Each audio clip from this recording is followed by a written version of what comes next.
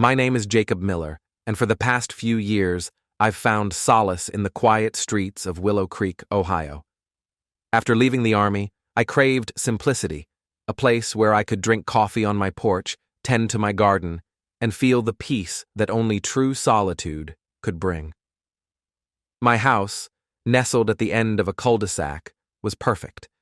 It wasn't just a home, it was my sanctuary, free from the stifling rules of homeowner associations. That was why I bought this property. No mandatory meetings, no invasive regulations, no one else telling me how to live. My days followed a routine I'd grown to love. I'd rise early, the morning air crisp and still, and check on the rows of flowers in my front yard, each carefully planted and thriving under my care. Then I'd sip coffee on the porch, watching the sunrise slowly illuminate the neighborhood. The people here kept to themselves, much like me. We waved in passing, but rarely stopped to chat. It was a quiet, respectful community, just how I liked it. But looking back, there were signs that things weren't as serene as they seemed. At first, it was little whispers from my neighbor Mark, a retired school teacher who'd lived here longer than I had. He mentioned the association in passing, shaking his head at their growing influence over the town. I shrugged it off. Not my problem, I thought. My house wasn't part of the HOA, and that was all that mattered. Or so I believed. It was on a chilly autumn morning when everything began to unravel. I stepped outside to grab the mail, expecting nothing more than the usual stack of bills and flyers. But as I bent down, something new caught my eye. A stark, white streak against the asphalt of my driveway. I straightened up, squinting at the bold, freshly painted words, HOA, parking only. The letters were enormous, unmistakable, and completely out of place.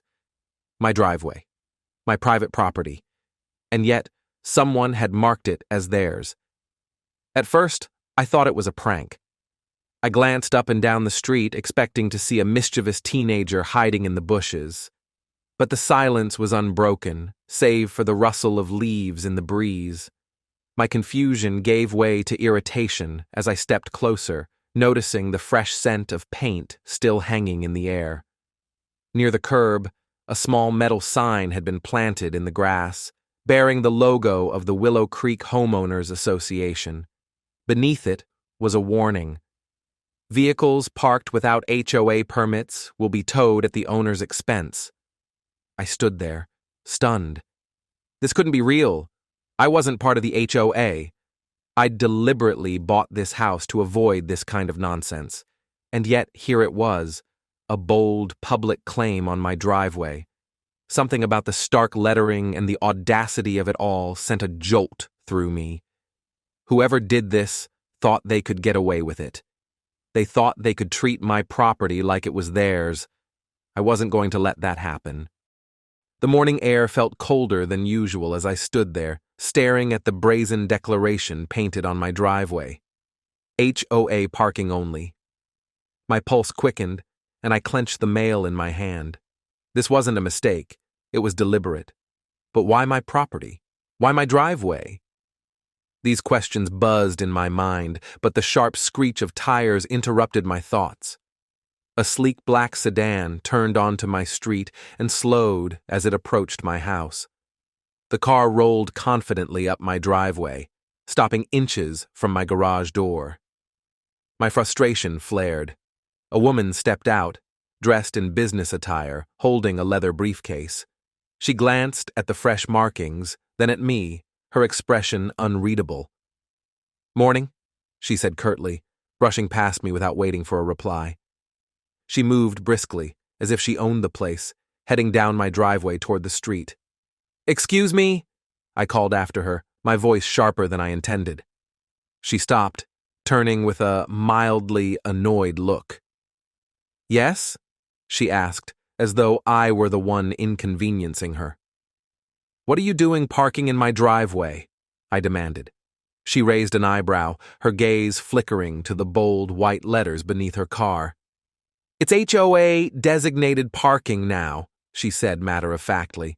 They announced it last month. Didn't you get the memo? I stared at her, disbelief washing over me. Memo? I'm not part of the HOA. This is private property. The woman smirked, as though I'd just made a joke. You live on this street, don't you? The HOA has jurisdiction over shared community spaces. I felt my jaw tighten. This isn't shared community space. This is my driveway. I have the deed to prove it. Her expression hardened, the faint air of condescension returning. Take it up with the HOA, she said, waving dismissively as she turned and strode away. I stood rooted to the spot, anger bubbling under my skin. The audacity of it all. Someone, some group, thought they had the right to take what was mine.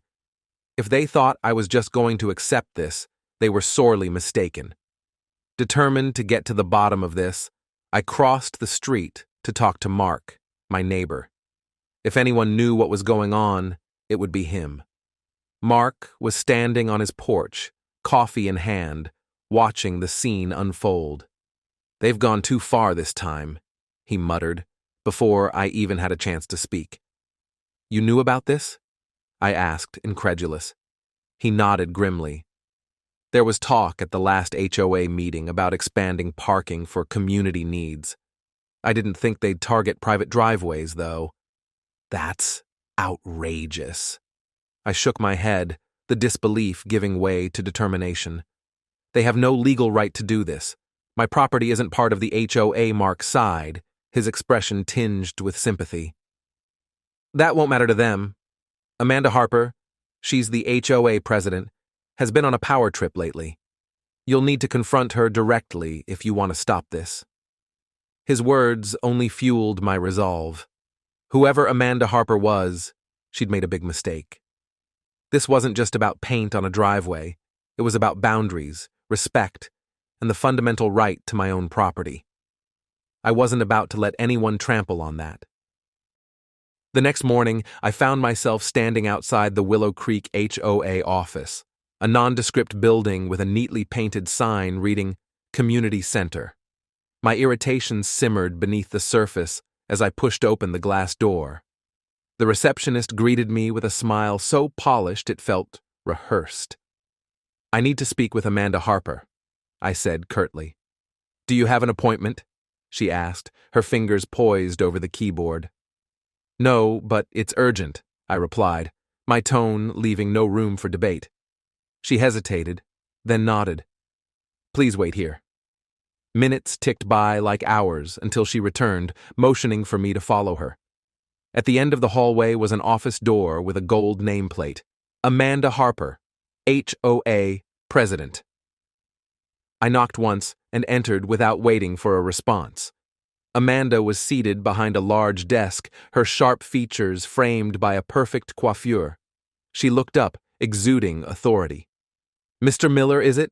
What can I do for you? You can explain why there's HOA parking painted on my private driveway, I snapped. Her expression didn't waver. Mr. Miller, as I'm sure you're aware, parking is a growing issue in our community.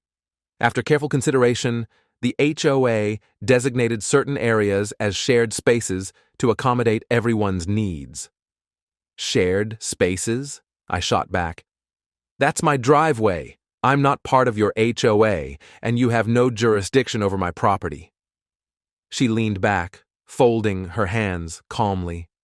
Your property is adjacent to HOA-managed roads, which makes it part of the shared community space. We're well within our rights. Not according to the deed I have, I countered. My property is private. Period. Her smile tightened, betraying a hint of irritation. If you feel this strongly, you're welcome to bring it up at the next HOA meeting. I'm not waiting for a meeting to fix this, I said, standing. You've overstepped, and I won't let it slide. Amanda's eyes narrowed as I turned to leave. Do what you must, Mr. Miller, but remember, the HOA always acts in the best interest of the community. Her veiled warning lingered in my mind as I left the office. That afternoon, I met with my attorney, Catherine Brooks, a no-nonsense property lawyer I trusted. After I laid out the situation, she scanned the photos of the markings and the sign. "They don't have a leg to stand on," Catherine said firmly.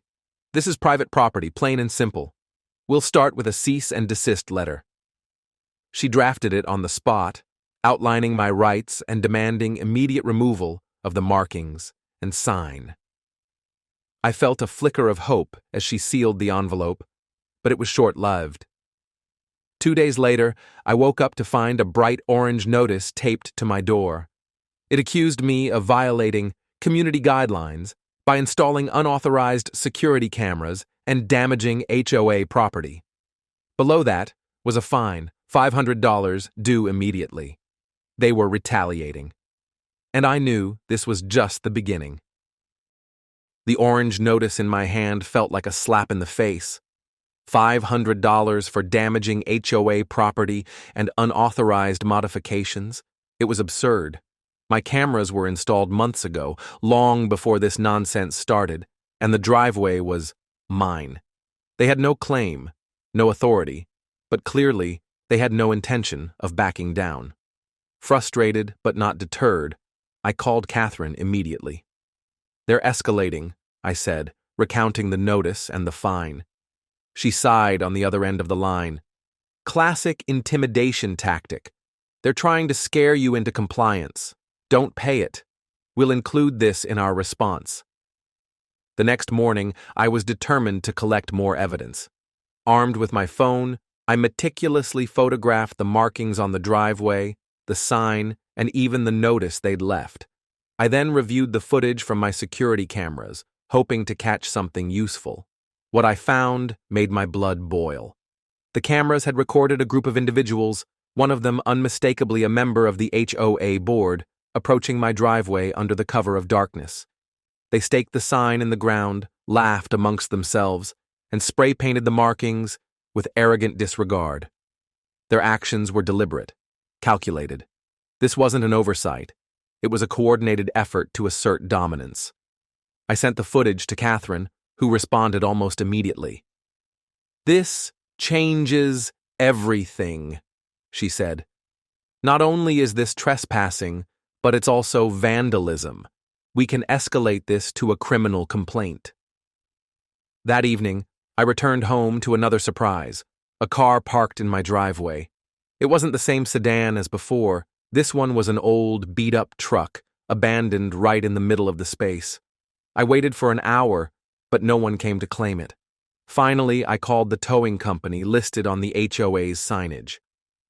The tow truck driver hesitated when he saw the markings. "This is an HOA-designated spot," he said cautiously. "It's my driveway," I said through clenched teeth. "I'm not part of the HOA, tow the damn truck." After some convincing, he relented, hooking up the truck and hauling it away. The satisfaction was short-lived, though. Later that night, I heard voices outside. Peering through the curtains, I saw a group of people huddled near my driveway, whispering and pointing. One of them bent down, spray can in hand. I flung open the door and shone a flashlight at them. "Get off my property," I shouted. They scattered like startled animals, disappearing into the shadows. But not before I caught a glimpse of one of them, the same HOA board member from the security footage. My cameras had caught everything again, and I made sure to save the recording. The next day, I handed all the evidence, photos, videos, and notes, to Catherine. She was visibly angered as she reviewed it. "They're pushing you because they think you'll fold. But this is criminal. We're filing a police report." It was clear now. The HOA wasn't just overstepping. They were actively targeting me, and if they wanted a fight, they were about to get one. I realized I couldn't fight this alone. The HOA was a machine, relentless in its intimidation tactics. If they were willing to target me so brazenly, it stood to reason that others in the neighborhood might be suffering the same abuse. It was time to find out. That afternoon, I knocked on Mark's door. He listened quietly as I recounted the latest escalation, the vandalism, the abandoned truck, and the retaliatory fines. When I finished, he shook his head gravely. "You're not the only one, Jacob," he said. "They've been pulling this kind of stunt for years, but most people are too scared to speak up. They've fined me twice for overgrown bushes that weren't even on my property." His words gave me an idea. If others were being bullied into silence, maybe they just needed a spark, someone to show them they weren't alone. That night, I drafted a letter inviting my neighbors to a meeting at my house. I kept it simple. A chance to discuss concerns about the HOA and explore options for pushing back. By the next morning, I was slipping the notes into mailboxes up and down the street. To my surprise, the response was overwhelming. On the evening of the meeting, my backyard was packed. Mark was there, along with Gloria, an elderly widow I'd only spoken to in passing. Even families with young children who usually avoided neighborhood politics showed up. Some faces were hesitant, others frustrated. But they all had one thing in common. They were tired of being trampled on. I opened the meeting by sharing my story, every detail, from the driveway markings to the fake violations and the graffiti. As I spoke, I could see heads nodding in agreement. When I finished, I invited others to share their experiences. Gloria was the first to speak. Her voice trembled as she recounted years of harassment, fines for flower pots that didn't match HOA standards, threats of liens over unpaid fees, and repeated inspections that felt more like invasions. "I paid everything they asked," she said, her hands shaking. "I didn't know what else to do." A young couple took the floor next, describing how the HOA had nearly towed their car for parking on the curb in front of their own house. Another neighbor, a single mother, spoke about being fined for having a children's playset in her backyard. By the time everyone had shared, the collective frustration was palpable. The HOA had overstepped its bounds, not just with me, but with nearly everyone in the neighborhood. Their power was built on fear, and now that fear was beginning to crack. "This has to stop," I said firmly. "We have rights, and it's time we stood up for them." Catherine, who had agreed to attend the meeting, outlined the legal options available to us. She explained that we could file a class action lawsuit against the HOA, citing harassment, fraud, and misuse of funds. The room buzzed with agreement as neighbors volunteered to help gather evidence and share more stories. For the first time since this nightmare began, I felt a glimmer of hope. This wasn't just about my driveway anymore. It was about standing up to years of unchecked abuse. And now, I wasn't standing alone. Together, we were ready to fight back. The days following our meeting were a whirlwind of activity. Catherine moved swiftly, filing a class action lawsuit on behalf of me and my neighbors. The charges against the HOA were extensive: harassment, fraud, and illegal misuse of funds. Each allegation was backed by testimonies, photographs, security footage, and years of documented abuse shared by residents. It felt like the first real step toward justice. As if on cue, the city's zoning department opened its own investigation. Catherine had submitted my evidence to the local authorities, highlighting how the HOA had trespassed on private property and violated zoning laws by designating my driveway as community space. Within days, city officials were knocking on doors, asking questions, and poring over HOA records. Then came the bombshell. A week into the investigation, a city official leaked findings that left the neighborhood reeling. Financial audits revealed that Amanda Harper and several other HOA board members had been embezzling funds for years. Tens of thousands of dollars collected through fines and dues had been siphoned into personal accounts, used for luxury vacations, expensive cars, and even renovations on their own homes. It was a betrayal on a scale none of us had imagined. The media pounced on the story. Local news outlets ran headlines like, HOA scandal shocks Willow Creek, and residents fight back against corruption. Reporters began showing up at my door, eager to interview the man who had sparked the rebellion. I wasn't particularly comfortable being in the spotlight, but I knew the attention was a weapon in our fight. Every news segment and article amplified the pressure on the HOA. Amanda Harper, once so smug and unflappable, was now nowhere to be found. Rumors swirled that she was dodging subpoenas and had hired a high-profile lawyer to defend her. But her absence didn't stop the HOA from doubling down on its tactics. Flyers began circulating the neighborhood, accusing me of disrupting community unity and warning others against siding with me. It was a desperate move, but it backfired spectacularly. The neighbors were done being manipulated. In response, Catherine organized a press conference in my backyard. Dozens of residents stood behind me as I shared our story with the media.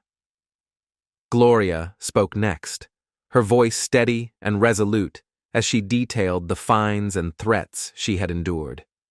Others followed, painting a picture of an HOA that had wielded its power like a weapon, crushing anyone who dared to question it. The support from the community was overwhelming.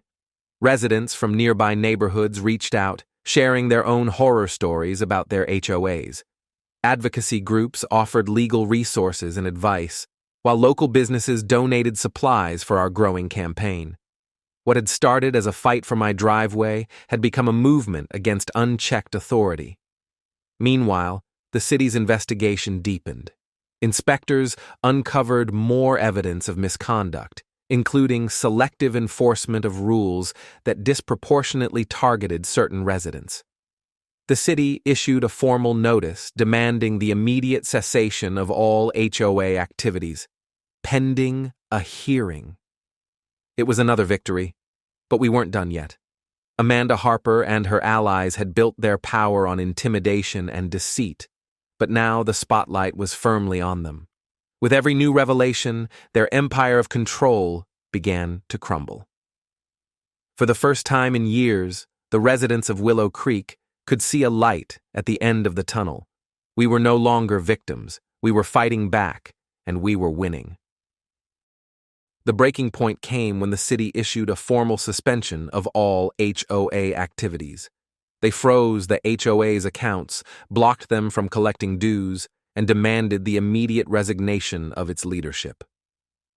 Amanda Harper, cornered and with no way out, finally stepped down as president. Her resignation letter, leaked to the press, was a bitter, self-righteous tirade, blaming the residents for being ungrateful and accusing me of orchestrating a witch hunt. Her departure didn't stop the fallout.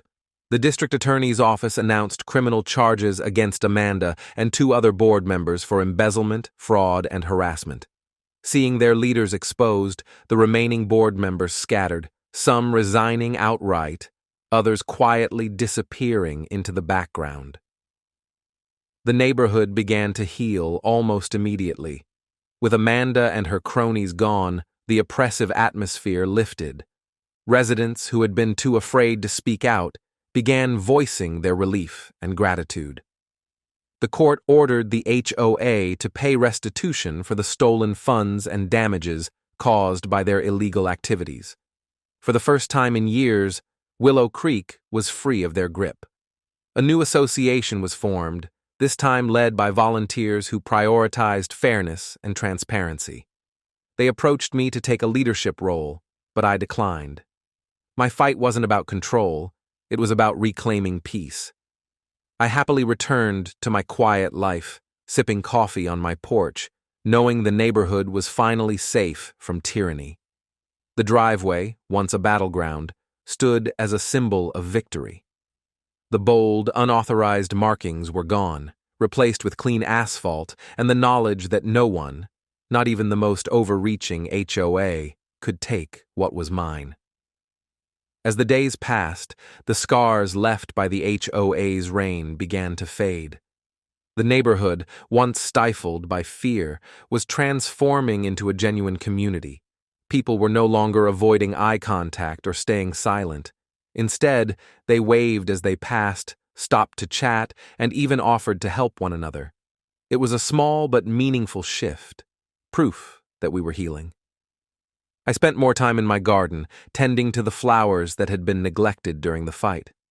The air felt lighter, and for the first time in months, I could sit on my porch without glancing toward the driveway in dread of another violation notice or unwanted car.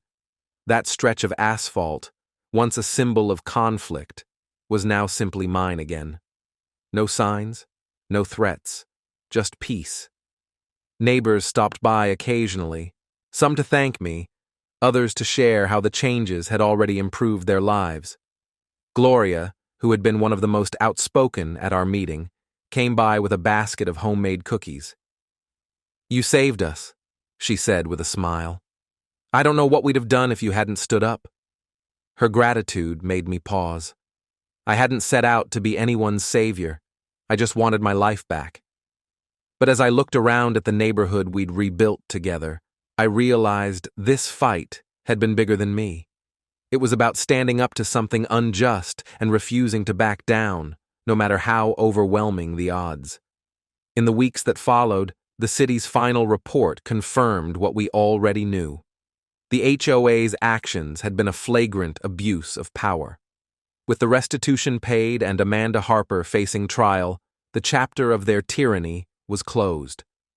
The new resident-led association focused on collaboration, fairness, and rebuilding trust. I turned down another offer to join the leadership team. "This is your victory now," I told them. My time as a reluctant warrior had passed. All I wanted was to enjoy the quiet life I had fought so hard to protect. One evening, as the sun dipped low on the horizon, I sat on my porch with a cup of coffee. The street was quiet again, just as it had been when I first moved to Willow Creek. But now, it wasn't the silence of fear. It was the calm of a community finally at peace. I smiled, knowing we had reclaimed more than just our properties. We had reclaimed our voices, our dignity, and our freedom. For the first time in a long time, I felt at home again.